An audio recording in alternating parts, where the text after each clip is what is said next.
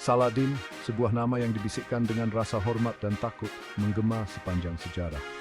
Nama ini tidak hanya dikenal di dunia Islam, tetapi juga di seluruh dunia Barat. Saladin adalah simbol keberanian, kebijaksanaan, dan kepemimpinan yang luar biasa. Terlahir dengan nama Yusuf ibn Ayyub pada tahun 1097, warisan Kurdinya menempatkannya di dunia yang penuh gejolak politik dan konflik. Pada masa itu, dunia Islam terpecah-pecah menjadi berbagai kerajaan dan dinasti yang saling bersaing. Konflik dengan tentara salib dari Eropa juga menambah ketegangan di wilayah tersebut. Keluarganya, meskipun bangsawan, menghadapi pengasingan, memaksa mereka menavigasi intrik berbahaya di Kekaisaran Seljuk. Pengasingan ini bukan hanya ujian bagi mereka, tetapi juga pelajaran berharga bagi Saladin muda. Dia belajar tentang ketahanan, keberanian, dan pentingnya strategi dalam bertahan hidup. Saladin muda, yang tenggelam dalam dunia yang bergejolak ini, mengembangkan kecerdasan yang tajam. Dia menyaksikan langsung bagaimana kekuasaan bisa berubah dalam sekejap mata, dan bagaimana aliansi bisa terbentuk dan runtuh dengan cepat. Pengalaman ini membentuk pandangannya tentang dunia dan mempersiapkannya untuk tantangan yang akan datang. Dia menyerap pengetahuan dengan mudah, unggul dalam studi agama, hukum, dan seni perang. Pendidikan ini memberinya dasar yang kuat untuk memahami tidak hanya aspek spiritual dan moral dari kepemimpinan, tetapi juga aspek praktis dan strategis. Dia belajar dari para ulama terkemuka dan ahli strategi militer, mengasah kemampuannya dalam berbagai bidang. Tapi kisah-kisah pamannya Shirkuh, seorang pejuang berpengalaman yang benar-benar memikatnya. Shirkuh adalah mentor dan panutan bagi Saladin, mengajarinya tentang seni perang dan pentingnya keberanian di medan perang. Kisah-kisah Shirkuh tentang pertempuran dan strategi militer memberikan inspirasi yang mendalam bagi Saladin. Kisah Shirkuh tentang keberanian di medan perang dan kecemerlangan strategi menyalakan api di hati Saladin, menempatkannya di jalan untuk menjadi legenda. Saladin tidak hanya belajar dari pengalaman pamannya, tetapi juga mengembangkan strategi dan taktiknya sendiri. Dia memahami bahwa untuk menjadi pemimpin yang sukses, dia harus menggabungkan kebijaksanaan, keberanian, dan kecerdasan strategis. Dengan semangat yang menyala-nyala dan tekad yang kuat, Saladin memulai perjalanannya untuk menjadi salah satu tokoh paling berpengaruh dalam sejarah, termasuk dalam pertempurannya yang legendaris melawan Richard the Lionheart. Sementara Saladin berlatih dengan tekun dalam seni militer, dia tidak pernah mengabaikan pentingnya pengetahuan. Di tengah hiruk-pikuk medan perang dan strategi militer, Saladin selalu menemukan waktu untuk memperdalam ilmunya. Baginya, pengetahuan adalah fondasi dari segala kekuatan.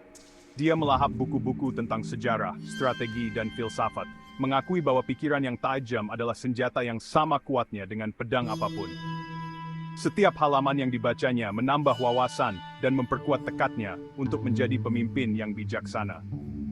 Manuskrip-manuskrip kuno yang ia pelajari memberikan pandangan mendalam tentang peradaban masa lalu dan pelajaran berharga untuk masa depan.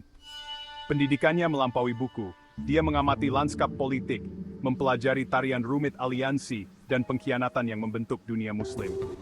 Dengan mempelajari peta kuno dan dokumen sejarah, Saladin mampu memahami dinamika kekuasaan dan strategi yang digunakan oleh para pemimpin sebelumnya.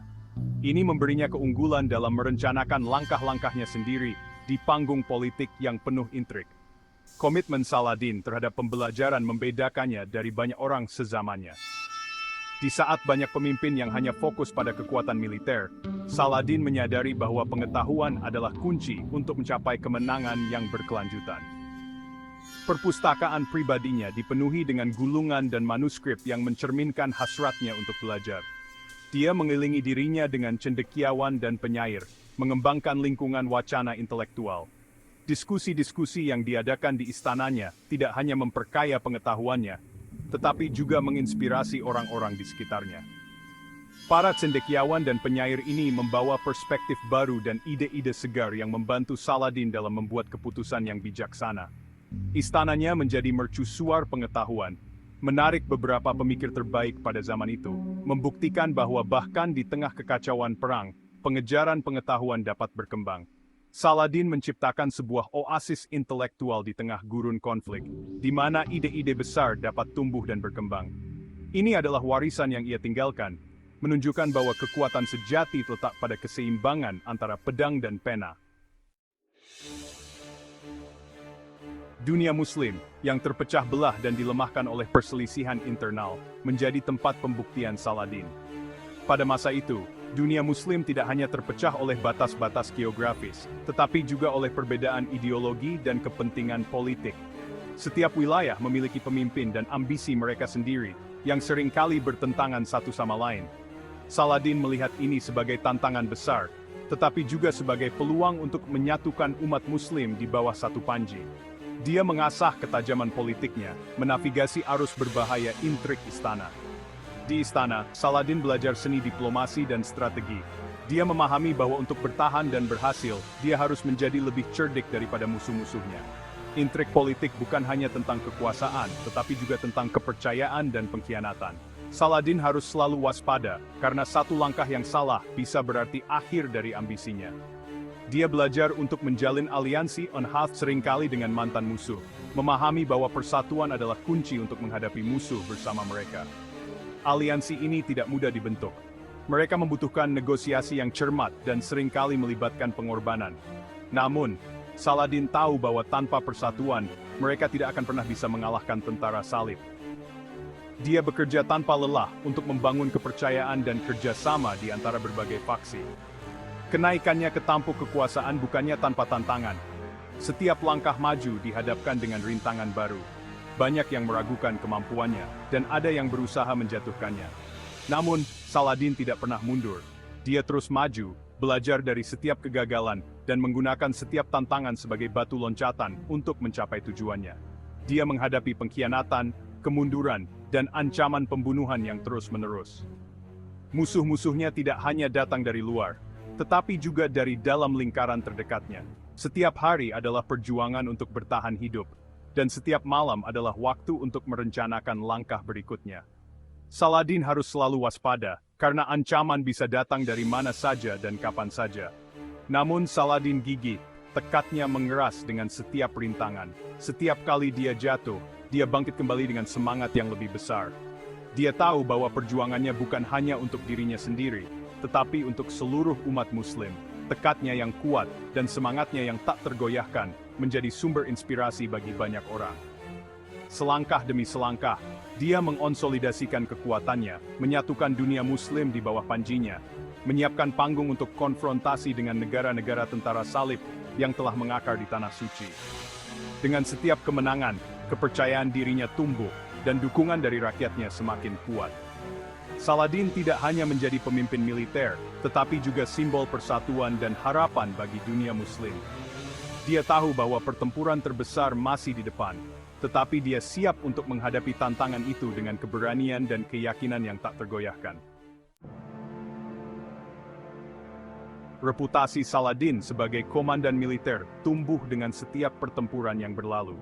Dia memiliki pikiran taktis yang tajam, mampu memprediksi gerakan musuhnya, dan memanfaatkan kelemahan mereka. Memimpin dari depan, dia menginspirasi pasukannya dengan keberanian dan tekad. Kemenangan militernya bukan hanya bukti kecemerlangan strateginya, tetapi juga pemahamannya tentang elemen manusia dalam peperangan.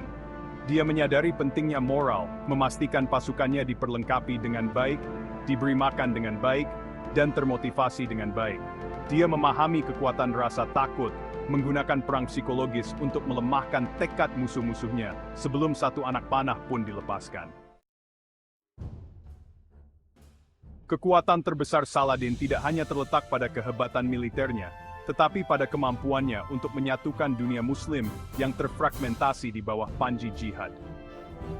Dia memohon kepada iman bersama mereka, mengingatkan mereka tentang tugas mereka untuk membebaskan Yerusalem dari kendali Kristen. Pesannya bergema di seluruh dunia Muslim. Dari kota-kota Mesir yang ramai hingga pelosok Persia, orang-orang menjawab panggilannya. Mereka berbondong-bondong ke panjinya, membentuk pasukan yang tangguh, disatukan oleh iman dan keinginan yang membara untuk merebut kembali apa yang mereka yakini sebagai hak mereka. Pertempuran Hattin, yang terjadi pada tahun 1187, akan selamanya terukir dalam sejarah sebagai kemenangan Saladin yang paling menentukan. Dia dengan ahli mengakali pasukan salib yang dipimpin oleh Guy dari Lusignan menjebak mereka di dataran tandus dekat Tiberias. Tentara salib yang kehausan dan kelelahan bertempur dengan keberanian yang lahir dari keputusasaan, tetapi mereka bukan tandingan pasukan Saladin. Tentara Muslim yang disegarkan oleh iman mereka dan kepemimpinan Saladin yang luar biasa, bertempur dengan amukan badai gurun, menghancurkan pasukan salib dengan telak. Dengan hancurnya pasukan salib, jalan menuju Yerusalem terbuka lebar. Saladin mendekati kota itu bukan sebagai penakluk, tetapi sebagai pembebas. Dia menawarkan syarat penyerahan diri yang murah hati, mengizinkan penduduk Kristen untuk pergi dengan damai setelah membayar uang tebusan.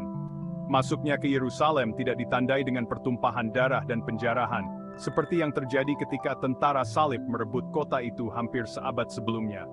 Sebaliknya, dia memerintahkan masjid-masjid dibersihkan dan dipugar, memungkinkan seruan azan untuk bergema kembali di jalan-jalan kota suci itu.